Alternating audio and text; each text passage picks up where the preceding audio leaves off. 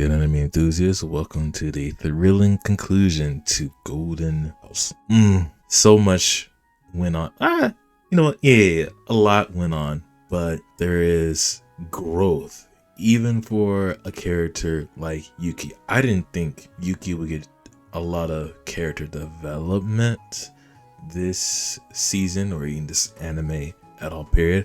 I thought she would be stone cold, smooth, and not really that talkative, just a stone cold killer Terminator type of character, you know? But this episode, at the end of it, after meeting Mishiro, blossomed and bloomed Yuki into a now even more fleshed out character now that she can experience emotions and has that ego to her. And I'm like, okay, now we're cooking. I'm sorry, Mishiro.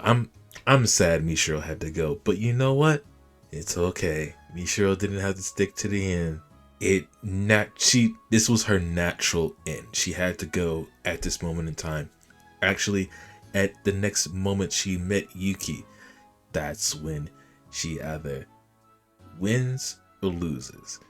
And at this moment, she loses. And I'm fine with that. I'm okay. I got enough of Mishiro. I can focus on Yuki until we get another character, and then we can start talking. But anyway, let's get on with the episode of what happens and some of the cool themes and why Rico doesn't need to exist anymore. So, the episode begins with us with seeing Rico, a previous Rico in another game. She's got no legs, both of her arms are missing, about half her arms missing. And she's just lying on the ground, lifeless. It's like, why did I decide to play?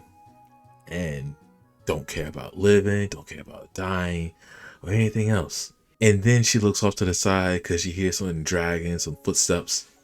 And there's Mishiro. Look at her. Mishiro. So majestic, beautiful, cute, even with the blood on her face. And she's dragging that axe. I'm sorry, what? But this is a Mishiro that we get to see, like, after the whole scrapbuilding incident. Like, okay, what's Mishiro doing? And Mishiro's taking care of Rico. And taking care of is a little bit of a stretch. Because when Mishiro is like Mishiro caught Rico that's stumbling, trying to get back up on her feet after that game. Mishiro's like, hey, what do you think about the self? How much of this world do you think is yourself? And, of course you have paused the question in your mind. It's like, okay, how much of myself is in this world? Of how much impact have I done? Why are you asking that? Well, Mishiro explains that, lilies are poisonous flowers, and if the seeds are planted and they bloom, and the poison just happens to kill someone, then Mishiro believes that she killed them. That makes sense. I mean, I planted the seed and the seed did this and it grew, and then if just so happens somebody, I don't know, just goes to another world off of that, it was me. I did it. I impacted the world. And so Mishiro further explains on us, wouldn't someone guided by me, given purpose, given life, wouldn't their acts be considered done by me?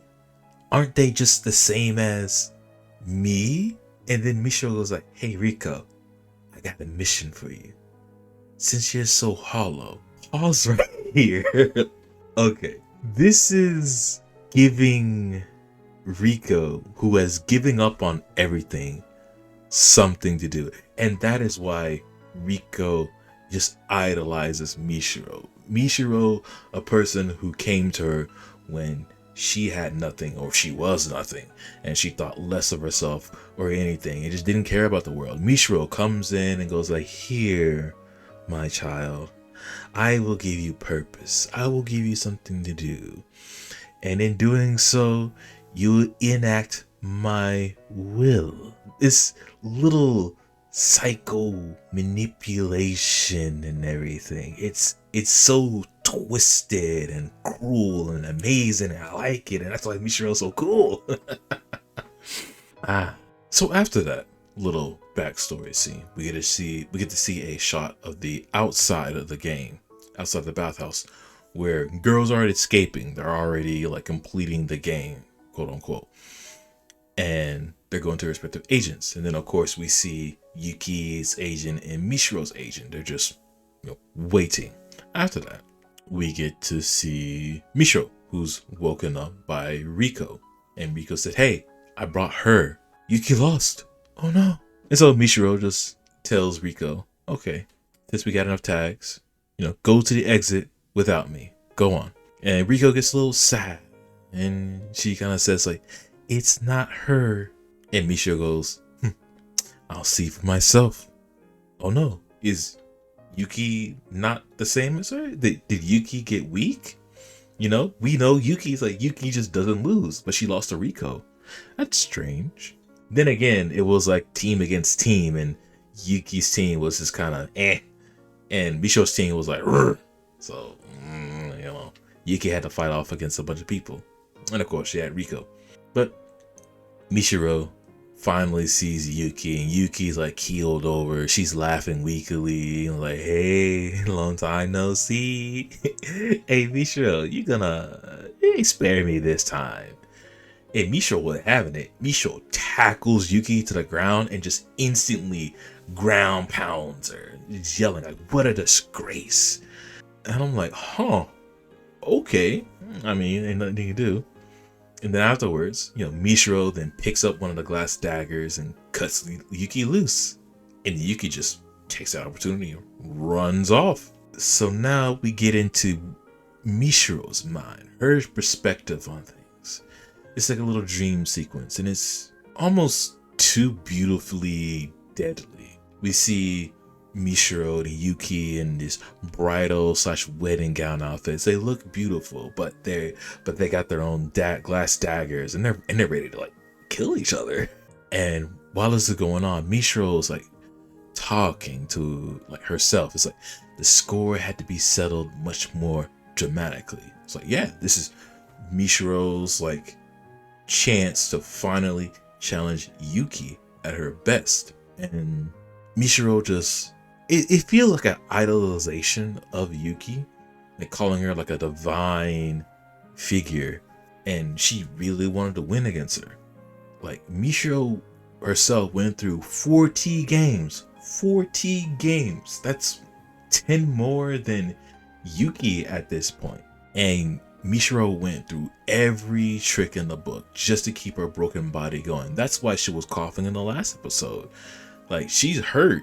She's like half strength, but she's still struggling and fighting, all because she wants to see Yuki and fight her one last time. And she's disgusted at how Yuki is showing up now. And she is so disgusted, she starts crashing out. Like, she takes her palm of her hand and like hits the glass in this like new room that they're in. And she's like, "Yuki, why are you so miserable? You look like just like my old self. My old self that I rejected? I'm mad at you." Like, Yuki isn't really taking this situation like seriously. Like, Yuki ran. Yuki lost to Riko. And, Mishiro just says like, "I didn't come far to see you this week." And Yuki confirms that, not to Mishiro directly, but to herself, like in a monologue and like dialogue, she's thinking. And we go back to those previous episodes to where when Yuki had that interview saying like, could she keep playing these games? It's like she thought she could, and she was okay with dying and becoming a ghost. But now she questions that thought. She was okay with dying at first. She never really cared about it, even especially coming into the game. It didn't occur to her. She was just like, go through these games, and if she just happens to pass, so be it. If she loses, that's it, game over. But when Mishiro showed up, that's when everything changed. Once Mishiro lost and bowed to Yuki, it triggered something in her. And at this moment in time, she didn't want to die. And she felt frustration. Like remembering, at the end of scrap building, I felt frustrated. And after realizing that, during that struggle, she gets like a bit of a explosive power, and she bumps off Mishiro, and she starts running away. She gets away, and this is where we see Yuki show a lot more emotion, fear, struggle. She doesn't want to die. She's running. She's yelling, and I'm like, huh. I had never seen Yuki get this desperate. Like, even against the wolf, she wasn't that like scared or expressive. She was just calm, collected, and not really. But when she was addressing Mishiro against the wolf, she yelled. She wanted to save Mishiro. That was her altruistic playstyle. But now this is different. This is like survival. So both girls now, they're squaring off one-on-one in the pools of the bathhouse. They got, honestly, I've never, I was just in shock and awe this whole entire like episode, just seeing them fight. And in my mind I was thinking like, man, okay, yeah, Yuki's gonna win, but Yuki's not doing that well. Like, Mishiro's like getting the upper hand. She bit off 3 fingers off of Yuki, like, huh? And Yuki just isn't doing that well. And it's this moment in time that Mishiro is at her strongest, because Yuki is still like recovering, trying to still like figure things out for herself. But Mishiro's got it. In that little blackout scene of Yuki being held on the water. Then we do a little time/slam cut to seeing Riko. Riko's in the chair where Mishiro was, and Riko's waking up. And when she sees down the doorway, there's Yuki, not Mishiro. And she's getting a little flustered. Like, that's not Mishiro, that's Yuki. But another reason why she's getting flustered is because that mission that Mishiro gave Riko, it's coming in. The mission is, when she defeats me, you must take my place. Riko is the Lily. This is Mishiro's last little impact in order to get back at Yuki. She's doing everything possible to make sure Yuki goes down. And Yuki, this is like Yuki's like last trial, this last little hurdle she needs to get over. And obviously, if Yuki is here, then Mishiro's just gone. That's it. And so Yuki isn't really paying much attention to Riko. She's just moving past. And Riko is saying, hey, I got a mission. Mishiro told me to kill you. And then Yuki's like, okay, then do it. And then Riko just, bam, slams a fist into Yuki's face. And Riko just starts beating the brakes off of Yuki. She is manhandling her, like tossing her around, like, oh, Yuki, you done messed up. You need to go immediately. But okay, we don't see the beating for a good bit, because we cut to the outside once more. This is where we get to see Yuki. She appears, she's walking out.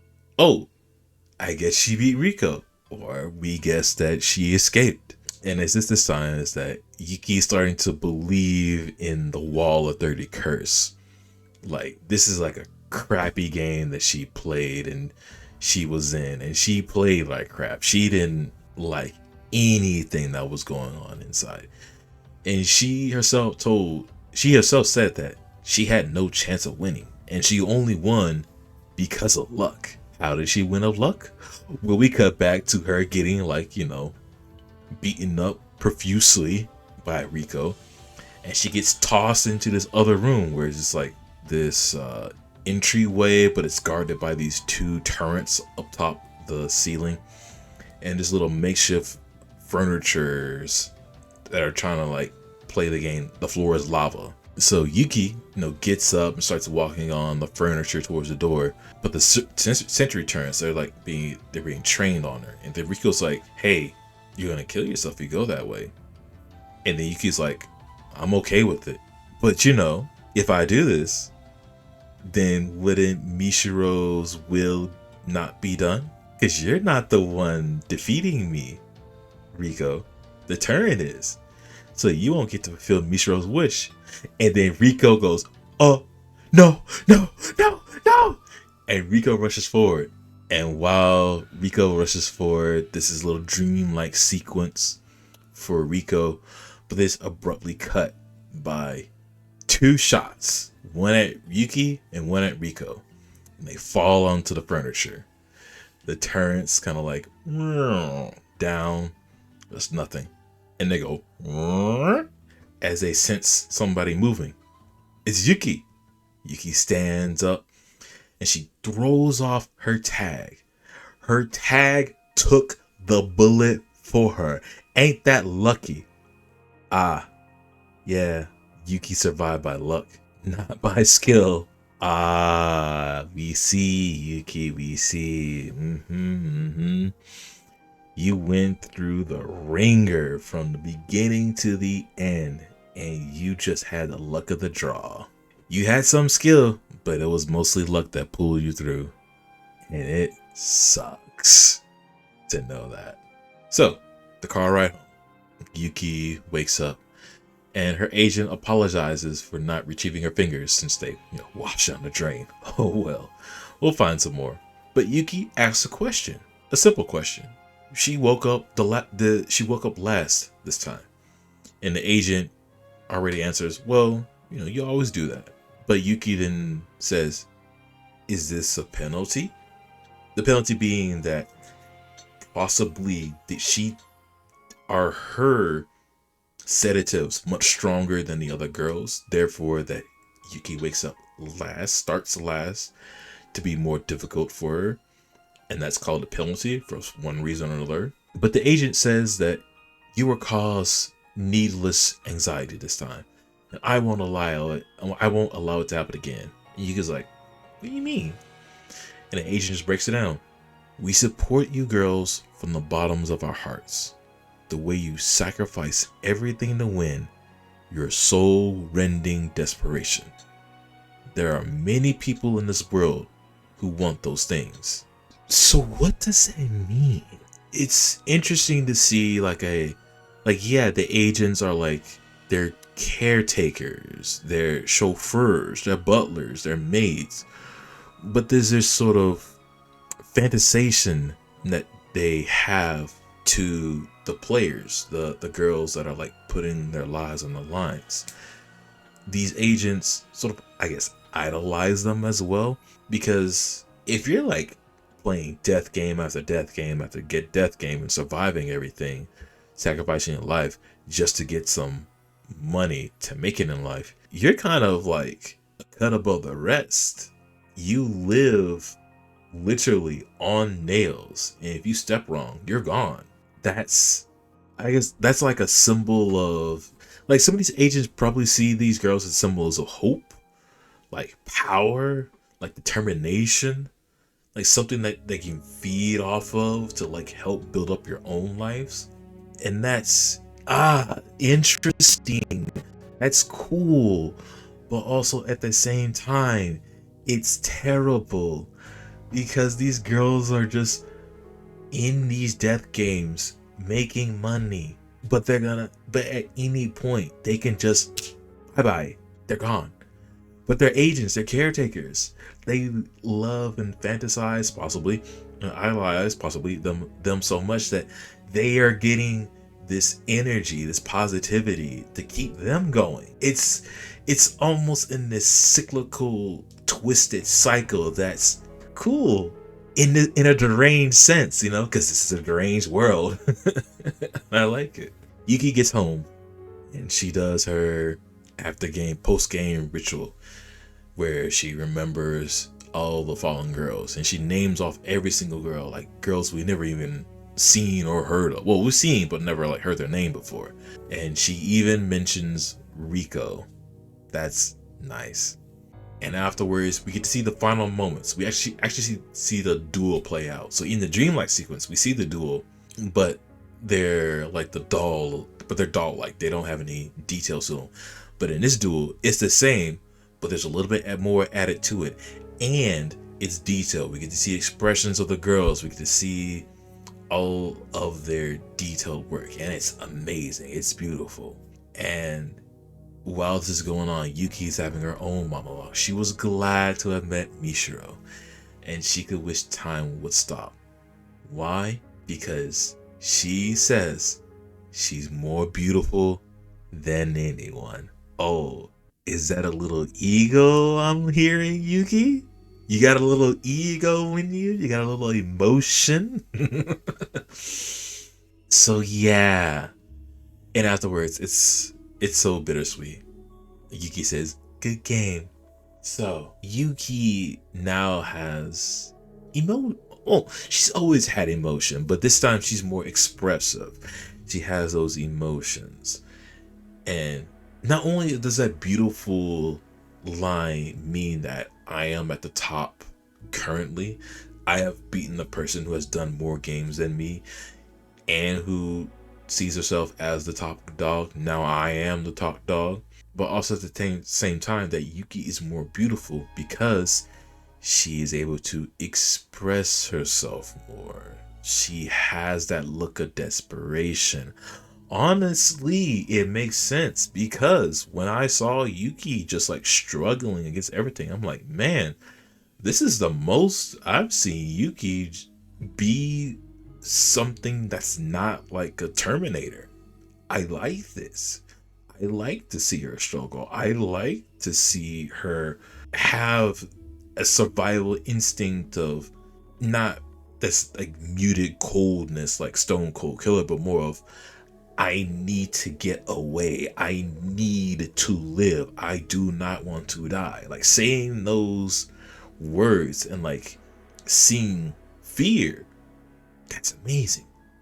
And she looks so good. She looks so beautiful. You know? It's man. And of course, at the same time, it's so sad that Yuki's like probably only one true friend is now gone. Friend slash rival, I should say. You know, they both saw each other as rivals. They both pushed each other outside of the scrap building game in order to be better people and be strong enough to fight each other, to have a much more glorious battle. At least that's what Mishiro thought. That's why she went through those 40 games just to see Yuki again. She survived long enough to have that glorious battle. And Yuki needed to see Mishiro again in order to like get that kick in her, to make her better. Through strife, you become better, you become more whole. Some expression or words like that. It's amazing. I like it. I love this episode. And I can't wait to see what more Yuki gets into now that she's this new self, this new person. I will point out though, there's one thing that I am weirded out about. The transmitter didn't do anything, or I should say quote unquote transmitter, because she took another pill not last episode, the episode beforehand, before Golden Bathhouse, to not really do anything. We don't know if Yuki we don't even know if Yuki like heard anything inside, or maybe the transmitter was the penalty. We don't really know what it did, and hopefully that gets explained later. Maybe we'll see. Who knows? But let me know what y'all think in the comments below. Let me know. Oh, I'm sorry. Also, one last thing. Rico no longer needs to be. I'm glad that, actually I was sad to see that Rico go, because I was like, oh man, Rico is like such a cool like character. Like she was given purpose by Mishiro. Shouldn't she live more to carry on Mishiro's will to try to fight Yuki again? No. And that's okay. That's actually better, because if Rico were to live, she would be Mishiro 2.0. And this is supposed to be Mishiro's closing game, closing chapter. There's no longer need for Mishiro to exist anymore. So anything tied to Mishiro should also go as well. That being Rico as well. Because remember, Mishiro gave Rico life, therefore Rico is Mishiro. So all Mishiro's gotta go. So that's it. But for real, that's it. Let me know what y'all think about the words. Let me know what y'all think about the episode in the comments below. If nothing else, I hope all of you have a good day, night, evening, morning, wherever you are in the world. And I hope your day is just a little bit better than it already is. With that, we'll catch y'all in the next episode. Peace.